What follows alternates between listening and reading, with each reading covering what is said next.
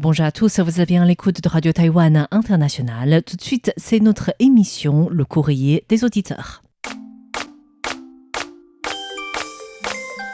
你好，你好，你好，你好，你好，你好，你好，你好，Hello，Hello， Guten Tag，Guten Tag，Bonjour，Bonjour， Здравствуйте， Hola，Hola， Konnichiwa，Konnichiwa，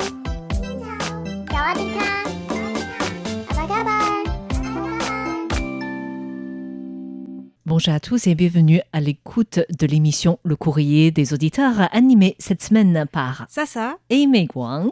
Alors, enfin, tout d'abord, l'annonce importante pour RTI.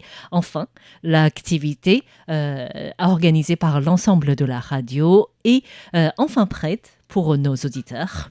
C'est une activité qui vise à célébrer les 95 ans de RTI et normalement, ça se fête le 1er août. Mais bien sûr, vous savez, tout se prépare en avance.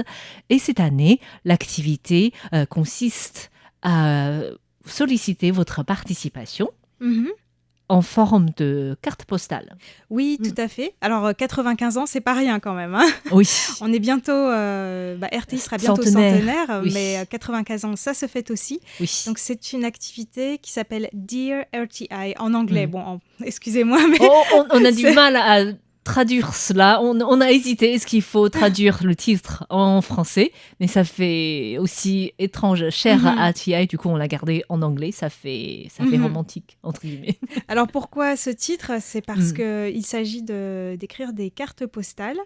En fait, pour ces 95 ans, Radio Taïwan International va collecter les vœux du monde entier pour la paix. Et si vous avez envie de participer à l'aventure, vous pouvez choisir une carte postale aux caractéristiques de chez vous, avec une très très belle photo, bien sûr, et y inscrire les vœux que vous souhaitez adresser à RTI pour ces 95 ans. Et donc ça, il faut évidemment nous l'envoyer assez vite, avant le 18 juin prochain. Voilà. Alors, qu'est-ce que les participants recevront? Les participants recevront une carte postale que RTI va réaliser à l'occasion et il y aura un tirage au sort pour gagner d'autres prix, mais on ne sait pas encore les prix, c'est pas encore dévoilé. Le service relations publiques garde en secret, mais en tout cas, nous vous invitons à faire cette carte. Le thème principal, c'est la paix, parce que cela fait écho aux thématiques de la Journée mondiale de la radio de cette année, qui est la radio et la paix. Du coup, c'est dans ce concept que le thème de la paix a été choisi par RTI. Alors nous, dans notre bureau, on a une décoration en fait avec des cartes postales qui se fait un peu vieille, donc ce serait bien de les changer. Mais en tout cas, ces cartes postales-là, elles iront d'abord tourner à Taïwan, c'est-à-dire, à travers une exposition. Une sélection et on fera une exposition aussi au moment venu, en fait. Voilà, donc c'est pas juste pour nous, hein. Non, malheureusement, c'est pas juste pour nous, on peut pas les exproprier comme on le souhaite, mais c'est aussi l'objectif de l'exposé, de présenter les vœux, de voir les différents messages qu'on peut recevoir, les inquiétudes des gens concernant la paix dans le monde, aussi à travers cette activité. N'hésitez pas à nous écrire des poèmes aussi. Oui, tout à fait. Alors, on le lira à l'antenne, ça, oui. On a le droit. Donc, pour avoir plus de précision concernant cette activité, toutes les données sont déjà sur notre site. Vous pouvez accéder à cette activité à travers la bannière sur notre site. C'est bien en évidence, je trouve. Voilà. Oui, tout à fait. Alors aujourd'hui, on a vraiment énormément de questions et de gens à saluer. Donc on va commencer peut-être d'abord par les concours. D'accord. Pour terminer avec ça. Avec les questions, oui. Voilà. Alors tout d'abord pour le concours du mois de mai. Alors, le concours du mois de mai, il s'agit de nommer 3 sociétés américaines de la grande délégation de 25 entreprises d'armement qui a été en visite à Taïwan au début du mois de mai. Oui, il y avait un forum en fait, d'une échelle inédite, avec donc les représentants de ces 25 sociétés. Nous vous invitons donc à nous citer deux des 25 entreprises Trois, qui étaient trois, prêtes. trois. Trois, Ouais. pardon, je suis perdue dans les chiffres. Et les entreprises qui étaient présentes à Taïwan. Mhm. Et le cadeau à gagner, ce sont 3 porte-clés en cuir au motif et vœux de bonheur. Voilà, c'est un cadeau de Fo Guangshan, donc l'un des plus grands groupes bouddhistes basés dans le sud de Taïwan. D'accord. Alors, pour le concours trimestriel, avril, mai, juin, Alors, nous vous invitons à nous dire la prochaine ville en Europe qui sera desservie par une liaison aérienne commerciale directe depuis Taïwan. Donc, nous vous invitons à nous dire cette ville. Bien sûr, ça se trouve dans nos actualités. Et comme cadeau, alors comme cadeau, il y aura des cahiers qui sont décorés avec de très beaux dessins de lieux ou représentatif d'animaux de de Taïwan. Taïwan. Oui. Voilà. Voilà, donc c'est pour les 2 concours qui sont organisés par le service français. Et maintenant, nous pouvons commencer à répondre aux questions des auditeurs. Oui, alors moi j'ai toute une série de questions sur le trafic routier à Taïwan. C'est bien à la mode.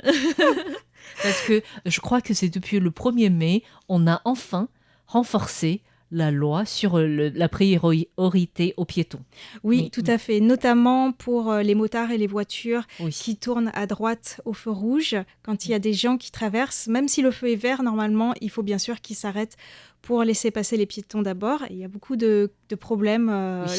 Et parfois, en fait, quand on est piéton, si on ne regarde pas bien avant de traverser, même si le feu est vert pour nous, les voitures peuvent nous frôler parfois. Donc... Oui, et cette semaine, il y a eu un accident tragique, en fait. C'était une gamine de 3 ans qui traversait avec sa maman et une femme au volant qui voulait tourner à gauche ou à droite, je ne sais plus. Mais à cause de l'angle mort, la conductrice n'avait pas vu l'enfant. Et donc, si la priorité aux piétons était respectée, il n'y aura pas... Cet accident ne serait pas survenu, en fait. C'est un peu surprenant pour moi, en tout cas, parce que l'angle mort, normalement, c'est derrière. C'est plus à gauche, peut-être. Je pense que c'est le fait de ou alors, elle était toute petite. ou alors, elle voulait peut-être faire un demi-tour, en fait, ou quelque chose comme ça. On ne sait pas. En tout cas, elle n'a pas vu l'enfant de 3 ans qui traversait. Et c'était assez... Ça a fait encore un scandale. Même si la loi est passée et que la police fait le contrôle maintenant dans différents... Carrefour en fait pour mettre des amendes aux voitures qui ne réservent pas la priorité aux piétons. Et maintenant c'est un peu difficile à respecter parce que la police dit il faut 3 lignes rouges, 3 lignes blanches comme espace à laisser en fait. Et du coup il y en a qui ont eu des amendes même après. Ils sont passés après les piétons, en fait. D'accord. C'est-à-dire, une fois les piétons ont traversé... Il faut laisser encore de la distance. 3 lignes de passage piéton. 3 lignes de passage piéton. Et il y a eu des amendes qui ont été distribuées ainsi, en fait. En fait, à Taïwan, il n'y a pas forcément la police partout dans la rue, mais il y a certains conducteurs qui se font attraper, entre guillemets, par les caméras de surveillance au croisement. Oui. Et donc, qui peuvent lire le numéro d'immatriculation. Donc, même les automobilistes, ils peuvent dénoncer, en fait, avec leur caméra à bord. Mais malgré tout... Attendez, c'est pas gagné. Je pose quand même la question. Nous, on est partis comme ça, on n'a même pas posé la question. Désolée. Pardon, c'était Jacques Augustin, oui. Donc, qui nous demandait si les automobilistes sont prudents au volant à Taïwan et s'ils respectent les piétons. Je crois que la réponse a été donnée, en fait. En fait, ce que je voulais dire, c'est malgré cette loi qui a été renforcée, enfin, c'est peut-être pour ça aussi que ça a été renforcé, les accidents n'arrêtent pas d'augmenter à Taïwan ces dernières années. Et notamment, par exemple, les statistiques de 2022 du ministère des Transports montrent qu'il y a eu 375 000 accidents à Taïwan, qui ont fait 3085 morts, dont 63% des motards, en fait. De scooters, en général. Voilà, ou de scooters. Et près de 500 000 blessés. C'est énorme. Oui. Et c'est en augmentation continue. Presque plus de 100 morts supplémentaires tous les ans, en fait. Malgré les lois qui sont de plus en plus strictes, en fait. Et donc, apparemment, là où il y a le plus d'accidents, c'est dans la région de Tainan. Et c'est là où la petite fille, je crois, a été renversé, il me Je semble. ne suis pas sûre. D'accord. Et à Taoyuan aussi, dans le nord-est de Taïwan. Et Pingdong dans le sud, peut-être les routes En fait, pour montagneuses. avoir conduit dans différentes villes, je pense que dès qu'on quitte Taipei, ça devient plus dangereux. Mhm. En fait. Le Moi, respect de code de la route est beaucoup moins... Voilà. Moins respecté. Ouais. Oui. Bah, en tout cas, c'est vrai que parfois, pour un étranger, ça peut paraître un peu bizarre parce qu'on a l'impression que les Taïwanais sont très doux, sont très sympas. Mais quand ils sont au volant d'une voiture, Voilà, on ils perd la changent. patience. Ils changent de caractère, quoi. Ils font Oui. des queues de poisson, parfois des choses assez dangereuses. Mm. Et pour les étrangers, il y a peut-être aussi, en tout cas les Français, il y a quelque chose qui est très surprenant. C'est qu'en France, on dépasse toujours par la gauche. Mais à Taïwan, on peut par exemple sur les autoroutes ou 3 voies, on peut dépasser par la gauche, par la droite, enfin de tous les côtés. En fait, c'est pas conseillé. Oui, mais ça se fait Voilà, tout le temps. Voilà, ça se fait tout le temps, même si on conseille à ce que le dépassement Le dépassement. passe par la gauche, c'est pas toujours respecté, malheureusement. Mhm. Oui. Et donc, Jacques-Augustin demandait aussi si les femmes conduisent beaucoup à Taïwan. Ben oui, en fait, les femmes conduisent autant que les hommes à Taïwan. Oui.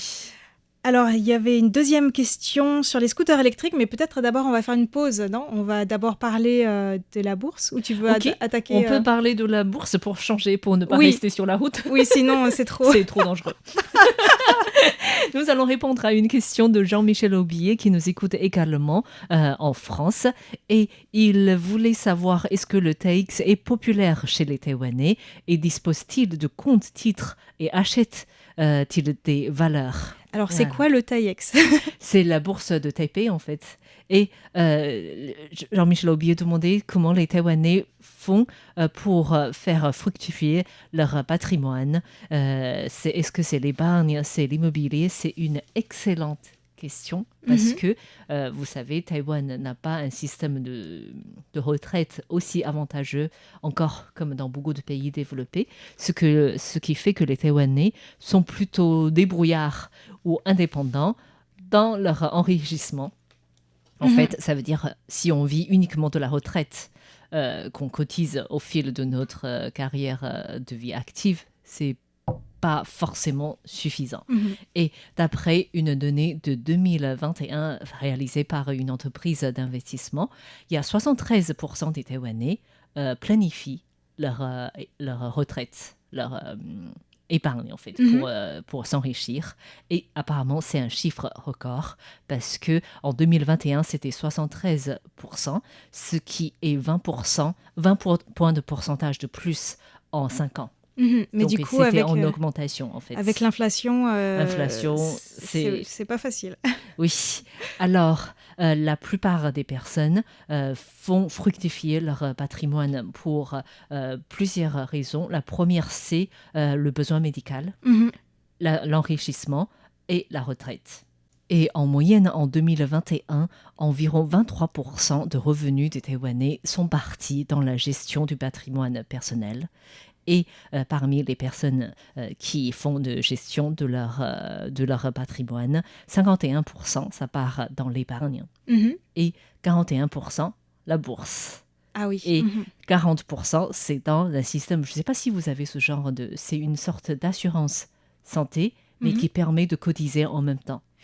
Non, je connais pas. En fait, à Taïwan, ça c'était très populaire pendant un certain temps, mais je crois de plus en plus c'est contrôlé sur le plan financier, c'est-à-dire on peut cotiser chaque mois un peu d'argent pendant plusieurs années pour avoir, par exemple, $1 million taïwanais au bout de plusieurs années, de 10 ans de cotisation.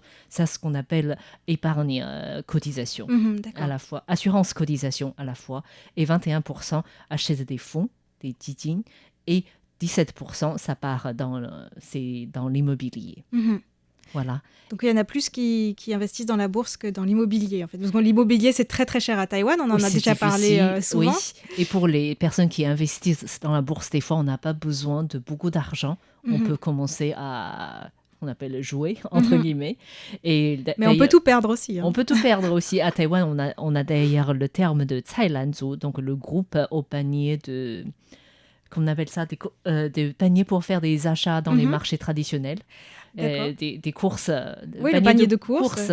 Souvent, c'est des femmes au ménage, en fait. Et ça aussi, ça fait partie d'une catégorie de groupes de personnes qui investissent dans la bourse. Voilà. Donc ça, c'est les personnes les plus fragiles en général parce que c'est pas de gros investisseurs, mais ils dépendent tout de même de la bourse pour avoir une revenu supplémentaire. Ouais. Et concernant la disponibilité de flux financiers après la retraite, donc en plus, en dehors du garantie porté par donc la cotisation, 65% des Taïwanais, leur argent viennent de l'épargne. Et cela comprend donc l'argent liquide, l'épargne sur le long terme et aussi les actions. Et 46%, leurs revenus viennent donc de la dividende des bourses ou aussi des fonds d'investissement. Voilà. Donc, il y en a une partie, bien sûr, qui vient de la location. Donc, des personnes qui sont propriétaires d'immobilier vivent aussi de cette ressource d'argent, revenu, oui. Et la plupart des Taïwanais qui ne sont pas encore à la retraite estiment qu'il faut avoir environ 30 000 de revenus par mois pour pouvoir vivre, c'est-à-dire environ 900 € pour pouvoir vivre à l'avenir. Voilà.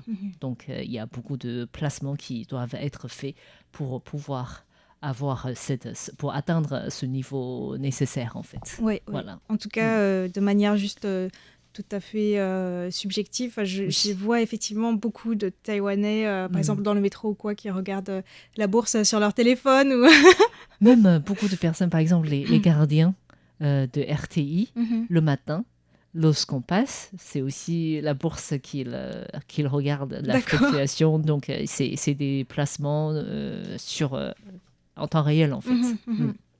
Voilà, donc merci beaucoup à Jean-Michel Lemobier pour avoir posé cette question. Moi, j'ai tout perdu à la bourse. Pour le peu que j'ai investi, j'ai tout perdu, donc c'est pas grave. C'est dangereux, hein. Autant de ne rien investir. C'est presque aussi dangereux que de conduire à Taïwan. Tout à fait.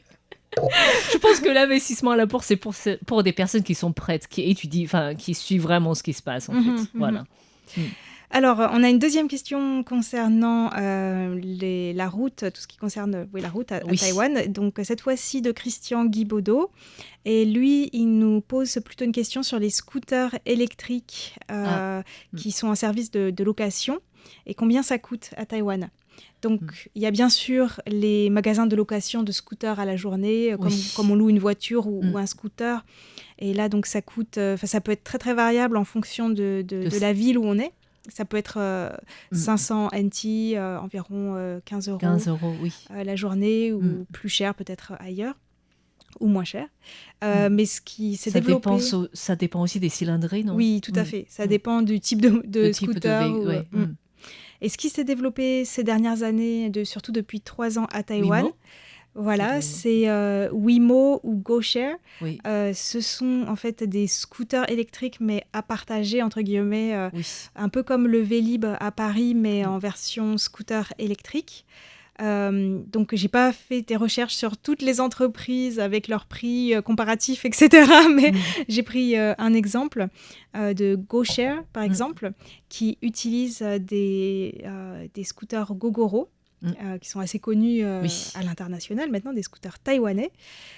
Et donc, il y a un prix dégressif. C'est plus cher au départ, les premières minutes, et ensuite, c'est de moins en moins cher. Mais après les premières minutes, en moyenne, c'est 1 € pour 12 minutes, à peu près, si j'ai pas mal calculé. D'accord. Et, donc, c'est pas excessif non plus. C'est pas excessif, non, tout à fait. Et il y a bien sûr une application qui va avec pour s'inscrire, vérifier si on a le permis, au moins sa carte d'identité. Et puis bien sûr, il faut savoir où il y en a. Oui. Il n'y a pas vraiment, en tout cas pour le GoShare, il n'y a pas vraiment de station. C'est comme au Wemo en fait. C'est ça qui est pratique aussi pour des gens, c'est-à-dire à la différence de YouBike, le système de vélo public, on peut se garer n'importe où en fait. Et après, c'est à l'application de géolocaliser le véhicule et le récupérer en fait. Voilà, tout à fait. Et donc là, bon, bien sûr, c'est électrique, on n'a pas besoin de faire le plein d'essence, mais en revanche, il faut changer de temps en temps les batteries. Et pour les Gogoro, il y a des stations où on peut changer les batteries, en fait, un peu partout à Taïwan. Donc, c'est très, très pratique. Ouais. Donc, le vélo, tout comme le scooter il y a des services qui sont en location, comme ça en fait, qui circulent dans toute la ville.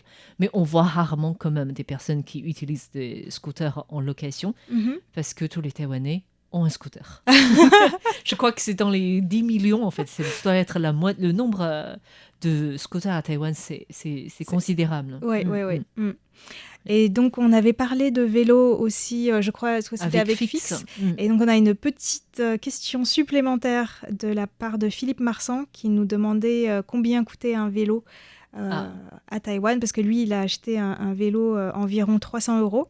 Et j'ai fait des recherches, ça coûte... ici, c'est parce que Taïwan produit beaucoup de vélos.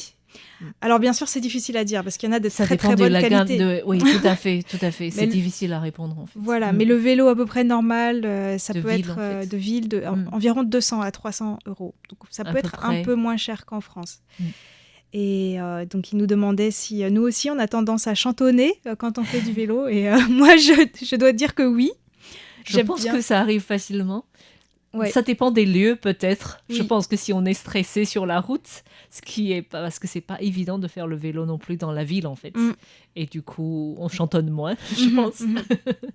Bah, en tout cas, moi, je dois avouer que, justement, pour toutes les raisons qu'on a citées tout à l'heure, je n'ose pas faire du vélo à Taipei. Oui. Même si beaucoup d'amis me disent le U-Bike c'est super pratique et tout, mais vraiment j'ose pas à Taipei.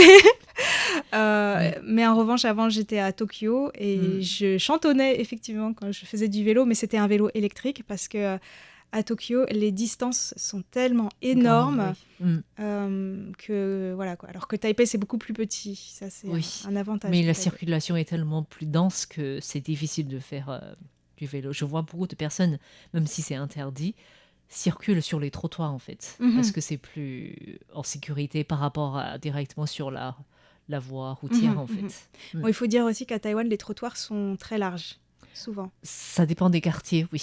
Effectivement, avec des trottoirs très larges, du coup ça incite aussi les personnes qui font du vélo à circuler directement dessus en fait. Voilà, donc merci beaucoup à Philippe Marsan pour avoir posé cette question. Et nous allons saluer quelques auditeurs maintenant pour leur courrier et rapport d'écoute avant de reprendre les questions.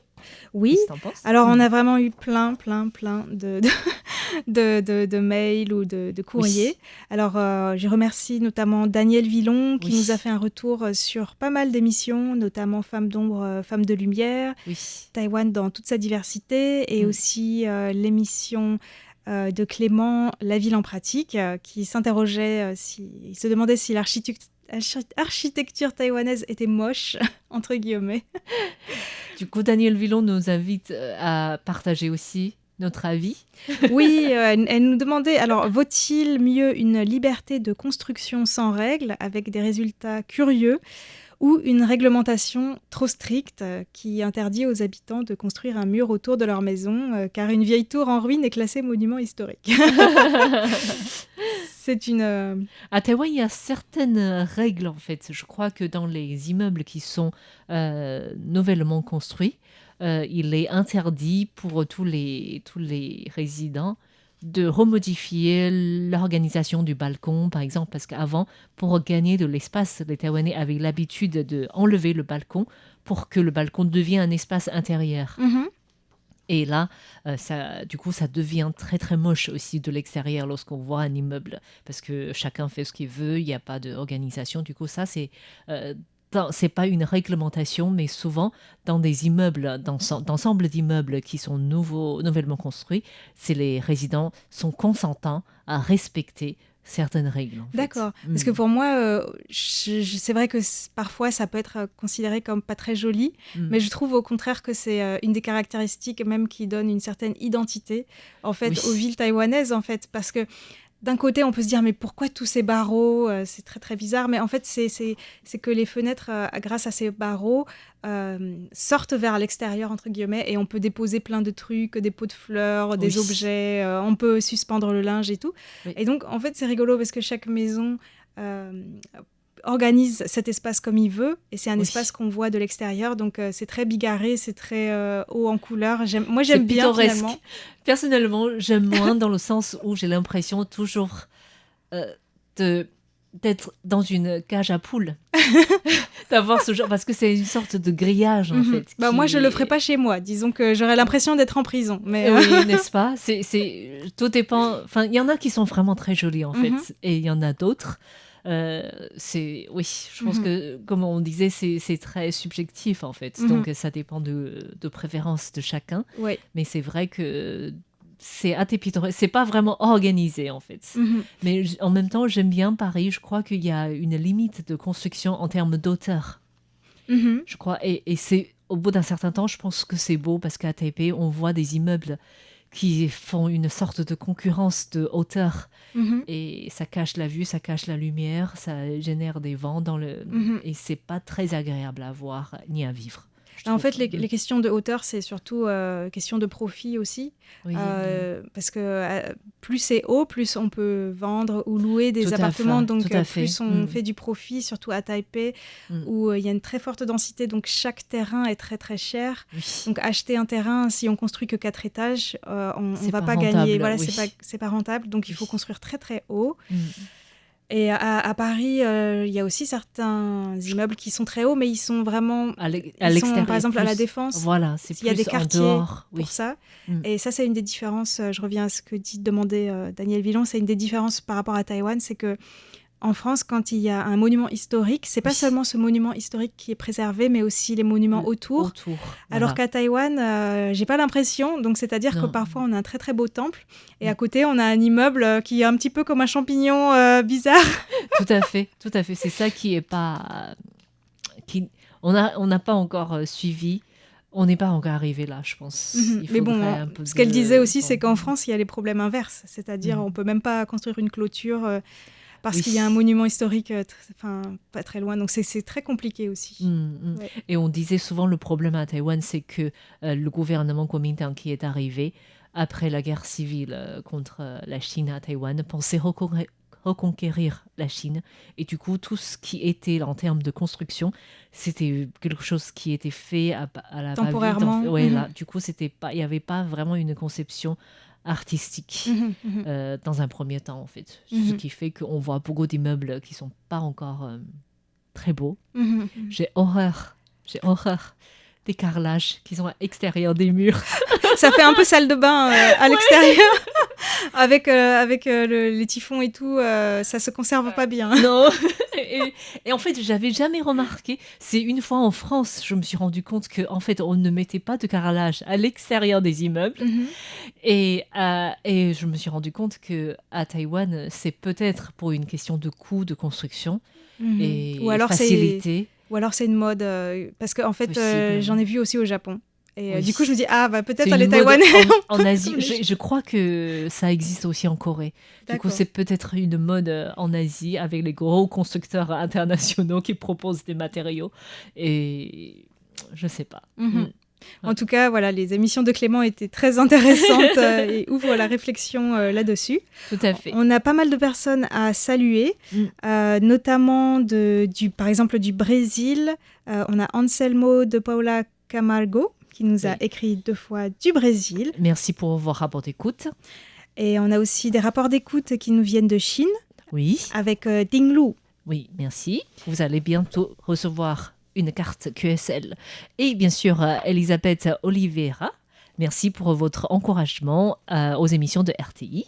Oui, et nous avons également reçu le bulletin de liaison de Radio DX Club d'Auvergne qui a parlé de nos émissions sur De la Taïwan, francophonie oui. dans leur bulletin. C'était Merci super. beaucoup. Merci aussi à Jacques Delotte qui nous écoute en Belgique pour vos rapports d'écoute.